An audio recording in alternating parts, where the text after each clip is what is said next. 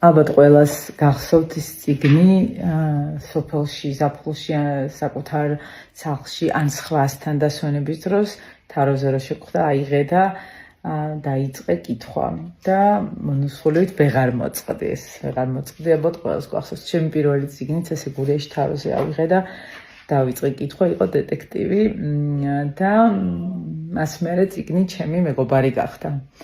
და სხვათა შორის გურულებს ყოველთვის კარგი ბიბლიოთეკა აქვთ ხოლმე და აღნიშნო.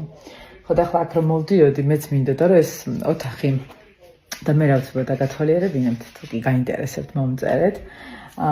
და ეს ოთახი მინდოდა რომ ყოფილიყო ესეთი საკითხავი, არის ჩემი პატარა მირაც აქ არის იპოვა თავისი წიგნი და კითხულობს, ხო მირა?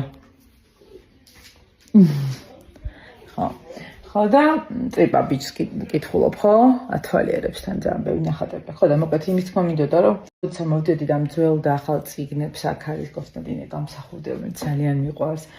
ილია ჭავჭავაძე, ზაირა არსენიშვილი და მოკლედ ბევრი ძალიან საყვარელი და ჩვენთვის ამაყო ავტორებია და გამომიგზავნეს სულაკალმა გამომაულოდნელს მივიღე საჩუქარი რომ მოვდიოდი ზუსტად ისე დაემთხვა და ეხლა ვერ მოახერხე აქამდე რომ მადლობა გადამეხადა.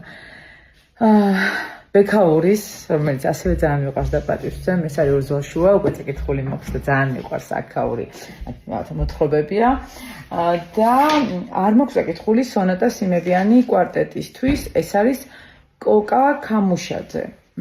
ამისთვის ძალიან დიდი მადლობა და უცბად წავიკითხავ. მადლობა სულაკავს ყოველთვის სასიამოვნო საჩუქრებისთვის.